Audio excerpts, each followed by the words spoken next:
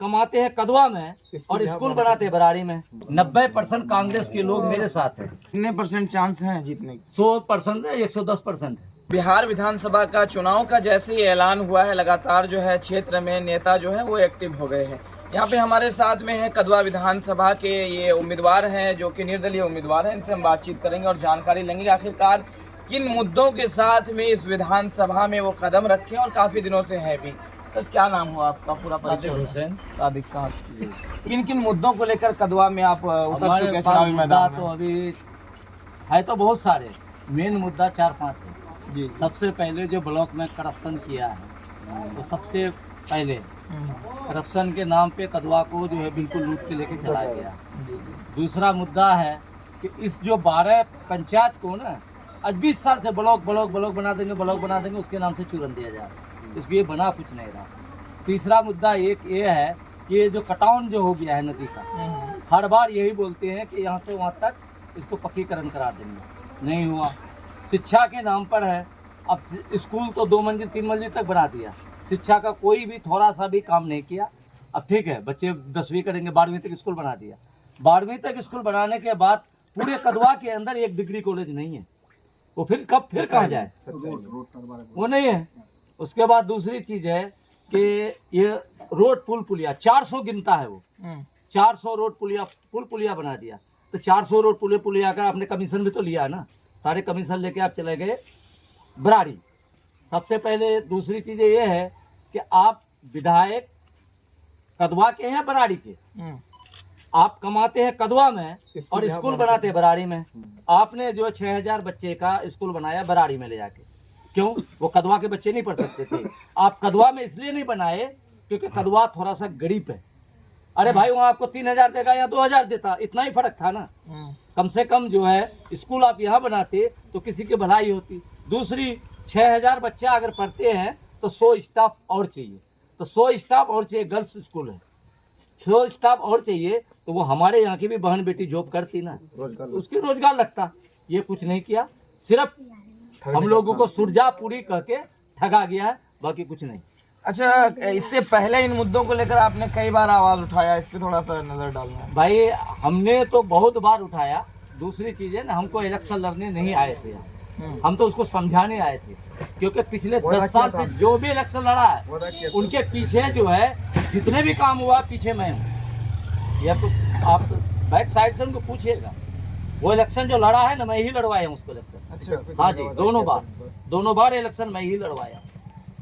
भाई जो भी चीज हुआ बैक साइड में किया, गाड़ी से किया, घोड़ा से किया, जान से किया, रिश्तेदार, आखिर मेरे सारे रिलेटिव रिश्तेदार ने वोट किया, वो भी तो हमारे ही है ना, दिया है ना वोट। आज अगर हम उनके पास अगर जाएं उसको दोबारा वोट करने के लिए कि भाई आप उनको वोट दो, क्यों दें? आप कितना मजबूत है कदवा में? बहुत ज्यादा मजबूत है, वो आप लोगों को भी पता है कि तेकोनी हो चुका है और तेकोनी के अंदर सबसे ऊपर है ना। अच्छा जी, बोल रहा है कि वोट का बिखराव हो जाएगा। कैसे बिखरा हो जाएगा? उधर 13 है, इधर 3 है, झूठ का टेर दिखाया जा रहा है। हिंदू मुस्लिम यही तो करके कर रहा है ना। कोई और निकल जाएगा कह रहा है तो कोई कौन निकलेगा भाई? कौन कह तो रहा है कि महागठबंधन नहीं, को कौन है, सरकार बनने से और चुप हो कौन जाएंगे। है? और कौन है? कौन है? महागठबंधन में तो हम लोग भी कौन थे, 3 है? हम लोग यहाँ जुड़ गए हैं। हम तो कई उम्मीदवार है ना। महागठबंधन के हम जो है उम्मीदवार बनाया गया था सब। 90% कांग्रेस के लोग मेरे साथ हैं, 90% कांग्रेसियों ने मुझे खड़ा किया है। मैं वैसे नहीं खड़ा हो गया हूँ ना, खड़ा किया गया है हमको और सब हमको वोट कर रहे हैं। जब हमको किया गया मतलब कौन? कांग्रेसी जो कांग्रेस के 90% लोग हमको खड़ा किया है। कार्यकर्ता लोग जितने भी उनके कार्यकर्ता थे कांग्रेस के, जो कांग्रेस के कमेटी के लोग थे, कांग्रेस के पंचायत अध्यक्ष थे, कांग्रेस के जो बड़े बड़े विद्वान जो काम कर रहे थे, सब तो मेरे साथ हैं। और आज भी कितने परसेंट चांस हैं जीतने के? 100% है, 110% है। 110? ये बिल्कुल 14 तारीख को समझ में आएगा। 14 तारीख को तो वो तो 11 को वोटिंग के बाद सबको समझ में आ जाएगा। अच्छा, हाँ जी, माहौल बढ़िया। बहुत बढ़िया है। तो ये 12 पंचायत को लेकर चलेगा कि पूरे मैं 12 पंचायत उनके लिए जरूरी है, वो जो देख रहे हैं 12 पंचायत। अब से पहले शकील साहब एक चक्कर लगा के चला जाता था, सो जाते थे। ये कंपेनिंग वो उसने थोड़े किया था। ये आज वो है 10 दिन से कोर्रा हाट में सो रहा, कोर्रा हाट में 10 दिन से सो रहा है, यहाँ से नहीं निकल रहा है। उसको अब पता चल रहा है कि इलेक्शन क्या होता है। वो मेहनत वो नहीं किया था, वो मेहनत कार्यकर्ता लोग किए थे और हम लोग किए थे। आज इनको पता चल रहा है कि ऐसे मेहनत से इलेक्शन होता है। तो पता साथ चल रहा है वो इस 12 पंचायत से जीतना चाहता है, क्योंकि वो डरा रहा है लोगों को, और यही डरा रहा है ये 12%, ये 12 पंचायत जो हमको वोट दे दो, नहीं तो कोई और जीतेगा, डरा रहा है। कोई और जीतेगा। अरे भाई इस 12 पंचायत में जितनी वोट है ना, उतनी वोट मुस्लिम वोट उस पार भी है। वो 24 पंचायत है ना उस पार, हर पंचायत कोई तो मुस्लिम वोट वहाँ हर जगह है ना। उस 12 पंचायत वो 24 पंचायत बिल्कुल छोड़ रखा है।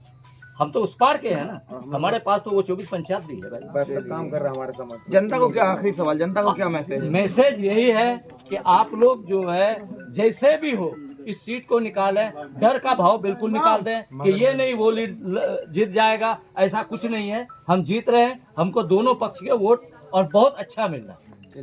देखिए, ये निर्दलीय उम्मीदवार कदवा विधानसभा से थे, इनसे मेरी बातचीत हुई और कई अहम मुद्दों पर बातचीत हुई। हालांकि ये बता रहे हैं कि साइड से अगर ये देखा जाए तो ये शकील अहमद साहब को जिस तरह ये दावा कर रहे हैं कि मैंने ही इसको यहाँ से लड़वाया था और फुल सपोर्ट भी रहा था, लेकिन अभी इनका दावा है कि कांग्रेसी जितने भी कार्यकर्ता हैं वो सब इनके साथ हैं, ये निर्दलीय उम्मीदवार हैं। आखिरकार कदवा विधानसभा क्या वोट बिखराव हो रहा है या फिर कदवा विधानसभा से ये निर्दलीय उम्मीदवार की जीत हो रही है, क्या कुछ हो रहा है, कमेंट बॉक्स में ज़रूर बताइएगा। जय हिंद।